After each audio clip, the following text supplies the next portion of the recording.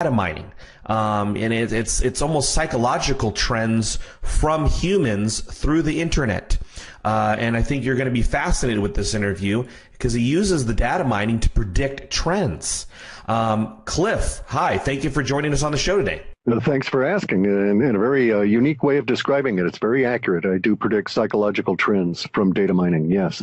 Well, we'll look forward to getting to some questions. We're going to talk about precious metals. We're going to talk about Europe and maybe even a little bit of Trump and global warming if we can squeeze it in. Our second guest today is Lior Gantz, who's a good friend and partner of mine at wealthresearchgroup.com.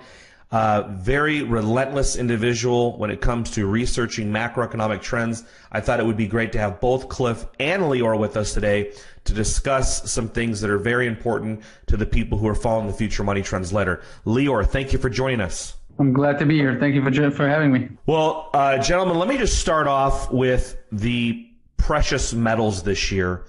And Clif, let's start with you. What are you seeing right now with precious metals? Because it had an amazing 2016 coming out of this horrible downtrend, especially in the mining stocks that the underlying companies, just a big bull run last year. And then we've kind of had the fall and the winter months, a pullback, but now it looks very, very solid here. What is your data showing you? What do you see happening for the precious metals in the near term and overall for 2017? Well, a couple of different ways to look at it. I've got like geographic references that suggest that Australia precious metals are going to take off. Indonesia, we're going to have a couple of very successful companies that are, or actually Indonesia/Malaysia in the archipelago in there, are going to take off with their production. So I do actually have that. I do have some indications of a geographic resurgence in mining that way. Insofar as prices and these sorts of things relative to the U.S. dollar, we're going to go through a period of disruption here from March through May, and then a slight hiatus, and then another period that's going to be even worse from, say, end of July through to the end of the year. During that period of time, I expect things like the stocks, especially, to be very hammered by what Bill Holter calls truth bombs. So there's going to be a couple of different impacts on mining. Some mining companies are going to turn out to be pristine, and so it'll, unbeknownst to them, just the fact that they did good business and weren't hypothecated is going to result in an influx of capital their direction. Because see, the data is showing us that this issue of fake stocks, where there's 5 or 10 times as many stocks as have actually been issued on some companies, is really going to come to the fore in this second half of our little period of disruption. And so we're going to have all these sort of, within the mining industry, trends that are going to affect us that way. And then on the other side of it is, from what we're viewing here, is going to be an upward pressure on price and maybe even kicking into something close to hyperinflation as we go through late summer and into fall. You believe, just to be clear, a hyperinflation could happen in the United States within the year? Here's our issue. Yes, that is the case. We have a situation that has developed over decades on one path of our data, forecasting all the hyperinflation. That there's nothing within those data sets that are saying that we're derailed on that, but we do have a lot of new data relative to the new administration and the potential to derail the planned hyperinflation. So if you were to look at the last 20 years and the moves of the power elite and the Federal Reserve, you might think, perhaps rightly so, that there was an intent to cause certain things to occur within the dollar. Our data at the moment is showing that very much like the 1930s, the dollar is going to strengthen. Very much like the 1930s, the dollar will strengthen even as gold and silver rise. In this case, we're also adding Bitcoin in there. The same kind of emotional trends are going to drive these things as had occurred in the 1930s. Now, the question for us is, what's going to happen relative to what's going to happen as a result of the Fed over this summer, because our data sets show and have for a number of years that the Federal Reserve was on a path that would lead to fundamentally to hyperinflation over this summer. And those macro indicators that are saying that the dollar is degrading in value are still all there in spite of this apparent emotional turnaround in a number of areas. So it's very contradictory, but we show the dollar sort of rising in value relative to all the other paper currencies, and at the same time falling in value relative to gold, silver, and Bitcoin. And I'm not an economist, okay? I don't pretend to understand how all of these mechanisms are going to work themselves out in manifesting.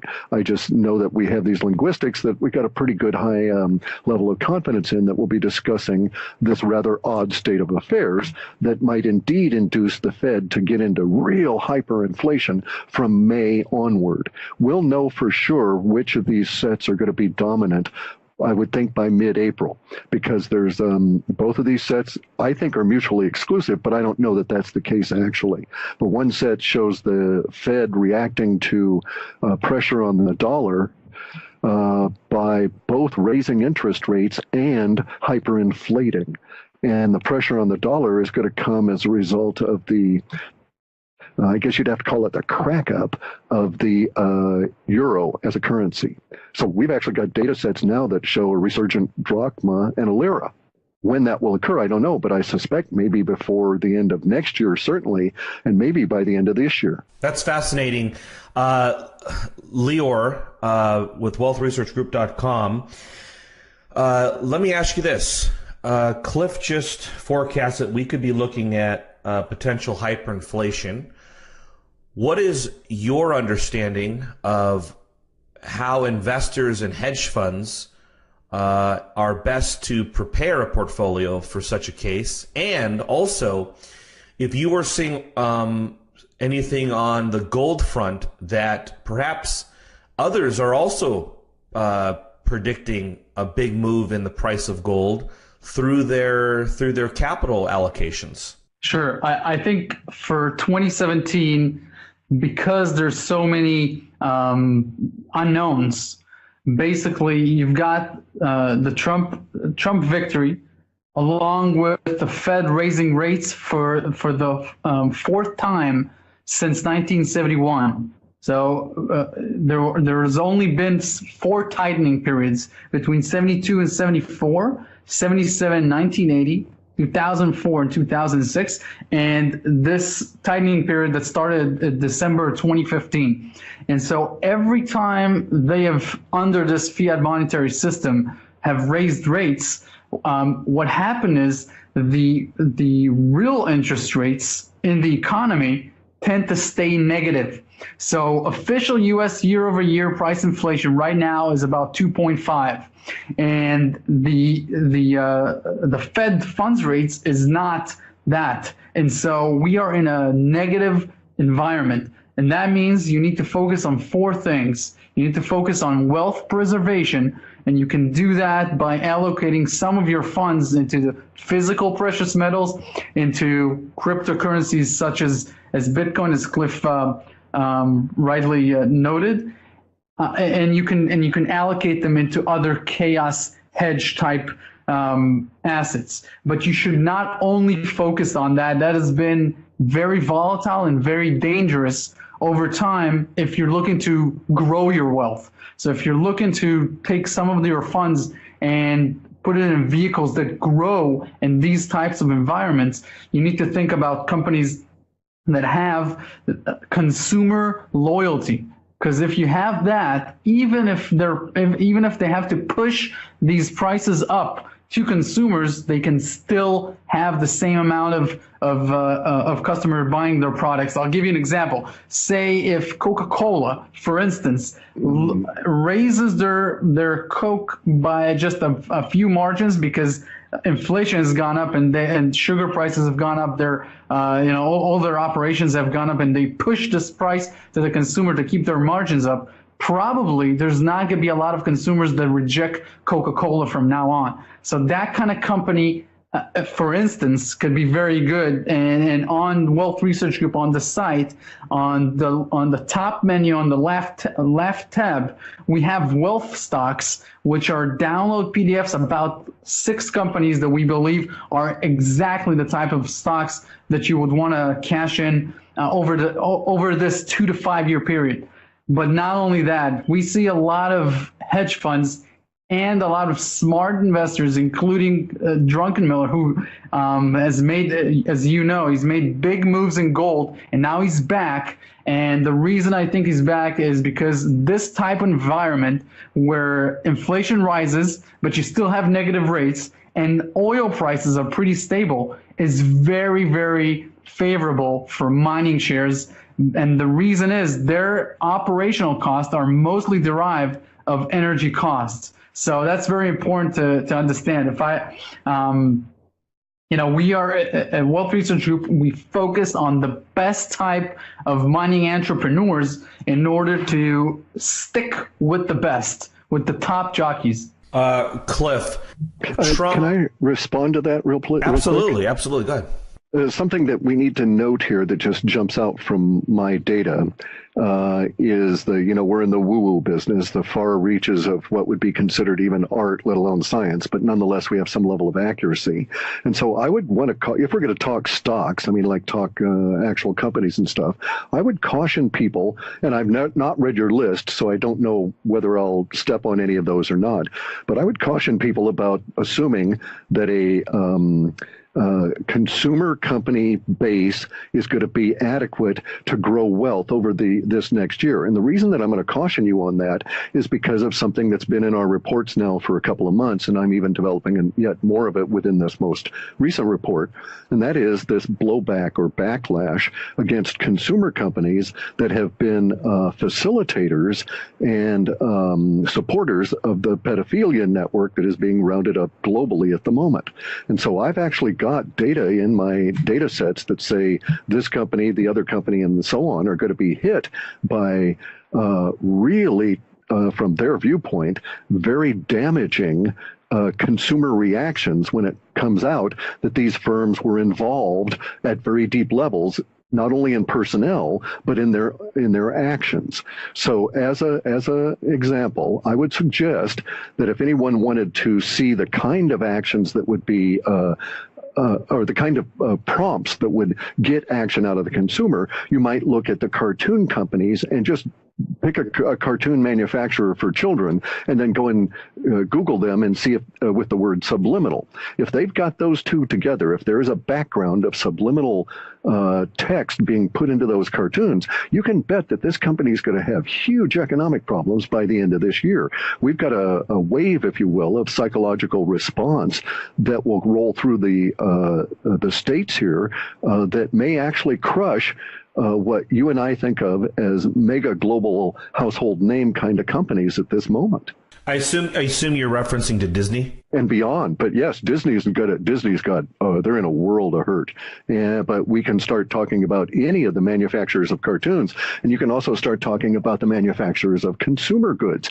So if you can find a tie now that is easily accessible within a simple search, and this is one of the ways you can analyze trends. Does it pop right up even in the controlled media of Google, and then go and look on a DuckDuckGo or some of these other search engines. And if you get a different response, you'll see that Google's hiding something. But look at the top 5 or 10 responses that come up for any of the companies that's going to be accused of sexualizing children. These guys are going to have a global problem that may extend for 5 or 10 years, and a lot of them won't survive. Just a caution. Now, on the other side, I think mining companies are good, and we're also getting some links between the mining companies and our Antarctica subsets in a big way. So some of these companies that have mining expertise are going to benefit from the Antarctica boom, even though not necessarily going there to mine. They may be hired by officialdom to come on in and dig stuff out for them. Lior and Clif, I want to ask you guys this. So you've got a Republican Congress and you've got a Republican president. Any type of crisis, whether it's hyperinflation, as you noted, Clif, or a severe recession or downturn, or even a whole systemic reset, if this happens and it happens on one party's watch, I would bet that party would be screwed for the next 2 to 3 decades. Lior, let me start with you.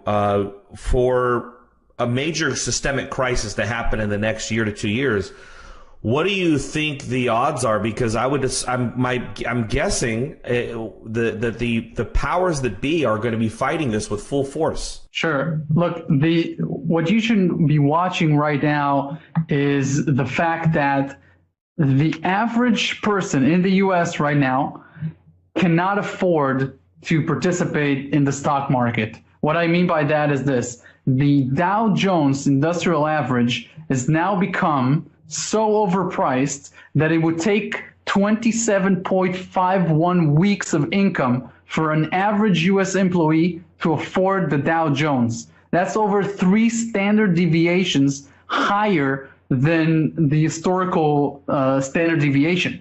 Just to give you an example, in 1980, when the last major bull market in the Dow Jones started, it was 2.93 weeks of income. So right now, it takes someone so much weeks to participate in the Dow Jones and in the stock market that this is unsustainable. What that means is there's desperation for the average person, because on the one hand, he's seeing zero interest rates and he can't make income. I would say this: the type of retirees that I'm speaking with are telling me that they have saved up $1 million for retirement and they were banking on 5% bonds. Now, at 5%, you're getting $50,000 a year. Let's say you live 20 years after retirement. That's $1 million worth of interest income that you were banking on that now you don't get. So what do? You try to make it up by investing in the stock market, but now you can't even do that. So you save and save and save because you have no other option. Along comes this new president with major infrastructure plans, with major stimulus plans for the U.S. economy. And a lot of people are banking on a major change in the U.S. And that's why we see major banks, for the first time in years, becoming bullish on commodities worldwide. And I'm not just talking about precious metals. I'm talking about base metals like zinc, like cobalt, like lithium. We're seeing so many things intersecting in that perspective. And it's just important. I know that Clif already mentioned this, but mining companies there's thousands of mining companies. Now, over history, there have been a very select few individuals who have founded companies that have made shareholders a fortune. It's very hard. It's a hard business, Clif. I'm sure you would agree, to mine out of the ground. It takes so much effort at the beginning, even if you find a discovery, and therefore you need to stick with a very specific individual. Do you agree with that, Clif? Well, certainly. I've done mining. It's terribly difficult. Clif, I want to turn the conversation to this potential hyperinflationary event. If this happens on Trump watch, Trump will probably likely be impeached easily by the Republican Congress or the new Democrat Congress that would take over in less than 2 years. What do you think? I don't see either of those. I don't see either of those as necessarily guaranteed. Okay, I don't see it as a Republican president and a Republican Congress. I see it as Trump versus the establishment, and he's desperate. I actually see it as a counter coup. All right, so Trump is in place because of his staff guys and the thinking that was involved there. So I'm not necessarily of the opinion that impeachment would follow any kind of an economic issue. They're going to try and impeach him no matter what, because the establishment is desperate to get rid of him. What we are looking at here is a race, and this race needs to be put into its most crude form in order for everybody to understand economically. But there are a very large percentage of the power elite that have been involved in a global pedophilia network of the most disgusting kind. And we're looking at the race that Trump has to enforce the law, rein in the pedophile network and arrest those individuals and then move on. Now, in the process of arresting them and getting them removed, a lot of the oppositional power goes away. The oppositional power is desperately afraid of their own position now and is not reacting ideologically. So as long as there are any of them in power, you'll still hear calls for his assassination, calls for impeachment, and all of this kind of thing. But it is a faction A versus faction B kind of a deal. And so if one wanted to look at it at that way, I'm one of those guys, by the way. I'm 64 years old this year, so I'm one of those people that has to save for retirement because there's no vehicle to get money out. But now I have a suggestion within the data sets. And if I were going to take a speculative position in stocks, and there's a big issue with stocks because of the rehypothecation and 7 shares being issued when they say only 5 are being issued, right? That sort of thing. But beyond that, if I were going to do that, I would pick out specific companies that I knew would have a placement in the upcoming woo-woo boom that's going to be coming out of Antarctica. Now, this pressure I see within our data sets, the continual references to Antarctica, are in fact backed up by reality. If you'll hunt for jobs in Antarctica, look for corporations doing business there, you'll see that there's this quiet boom going on. And I suspect from what the data is showing that if one had to make money, say over these next 5 years, independent of whatever interest rates or any of that kind of stuff goes on, well, it might be a very worthwhile risk to take putting money into some of these firms. Now, the interesting thing I've noticed about these corporations going down to Antarctica is that a lot of them are really interesting as to how they approach it. Let's take SAIC, for instance, right? SAIC rebranded itself as Leidos, cast off all of these ancillary growth positions it had acquired in the past 20 years and refocused its core operation on services provided to governments in Antarctica. And the internal documentation suggests that they expect to get just a huge whopping return on investment on the order of 75% of every dollar put in. They expect to get a return, that 75 cents in addition to that, back out within the first 2 years. And so something is up down there that nobody's talking about, but corporations are responding to. And if you really get out there and sniff the data, you can find companies like this. And that would be my suggestion. I mean, it's risky and so on, obviously. But if I'm correct, the pedophile networks will be rounded up. We'll have to rebuild in the United States. It's true. And commodities are going to be a big boom. But we need something external to our money system in order to be able to survive the crash of the big banks, because they're going to basically end up dying, in my opinion, simply because of the underlying problems with the euro, which will come on over to us in terms of our dollar. Lior, what he just said is something you and I were just talking about last week. What are you doing to physically prepare your family, and what do you suggest people do to physically prepare for a major systemic crisis that could happen here, an implosion of the banks? Let me start with just the data regarding gold. If you take the 1980 high and you quantify it with inflation until today, it's $18,416 US dollars. So we are definitely not, even the 2011 high, based on growth of real money in the U.S. money supply is $2,986. So we are a long ways off from the inflation adjusted and the real U.S. money supply adjusted price of gold. And the reason I point this out is because any kind of a black swan event that Clif talks about could make gold a lot higher. With regards to what I'm doing personally and what my family's doing, there's a couple of things that are outside of the box, and a couple of things that I think just every person who understands the type of environment that we live in should focus on. First of all, I'm getting another passport. So basically, I don't only own one passport. I have two, and I'm getting a third one soon, and that is just to de-risk myself politically. That also gives you options with regards to where you store your wealth.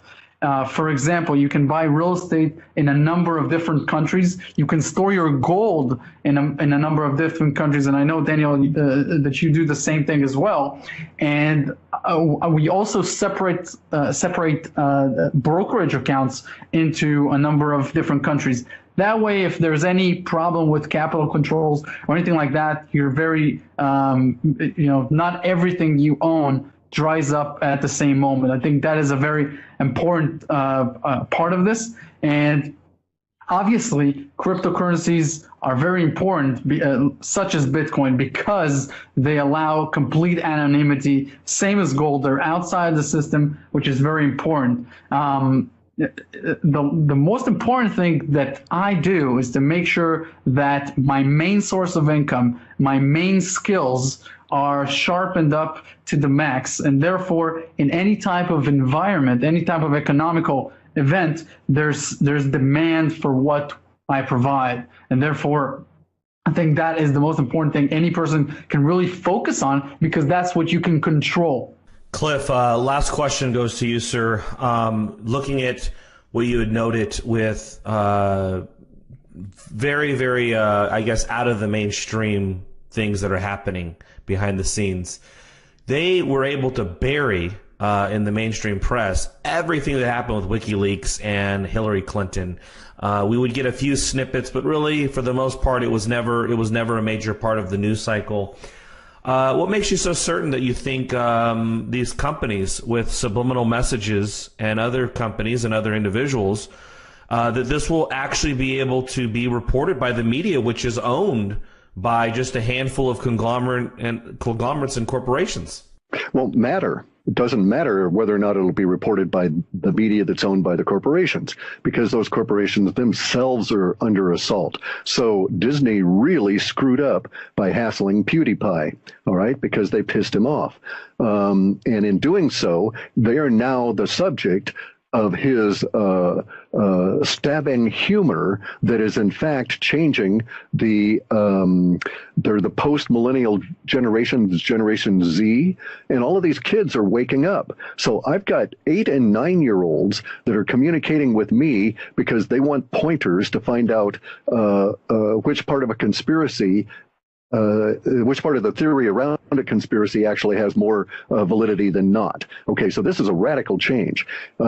PewDiePie he's like the reigning god of YouTube. If he should move and decide to take his action to any one of the other YouTube clones that are developing, it would be my suggestion that YouTube and Google stock would crater, simply because you would have close to, you'd have 53 million subscribers plus his girlfriend's subscribers that would leave, and then you would have all of those views gone. So maybe they would lose 18 or 20% of their ad revenue with a single exit by that individual, and then everybody that piggybacks on him and so on. So the corporations themselves are now, their media has now been made irrelevant. So what if CNN gets 1 million views on their YouTube channel in a week on all of their offerings, when Alec Jones gets 40 million downloads on his show and up to another 80 million downloads in any given month on all the ancillary shows that he produces? It obviously tells you where media power lies. So, and I would also suggest that anybody that is a retiree or anybody that is in the money business that is relying on broadcast media as their source of information is going to get scalped in what's going to be happening financially the rest of this year. You need to very seriously broaden your view. So as far as I'm concerned, Disney and these people won't be hoisted and hung in their own media, and it won't make any difference at all. It's very true. I mean, the millennials, they've certainly set SeaWorld back, where they've essentially they boycotted it. They don't. Generation Z, the millennials, pretty much, the attendance for SeaWorld collapsed. I can imagine that this is a big group, and not only that, but it's not getting its information from TV at all. Zero from the newspaper. The newspapers are completely. They don't even exist as far as most of these younger generations are concerned with. It's social networking. It's YouTube. It's what they see on their Facebook feed. All right, gentlemen. Clif High of halfpasthuman.com and Lior Gantz of wealthresearchgroup.com. Hope to have you both back on the show individually, perhaps in a few weeks. And thank you so much for your time, guys. Sure. Thank you. Thank you very much.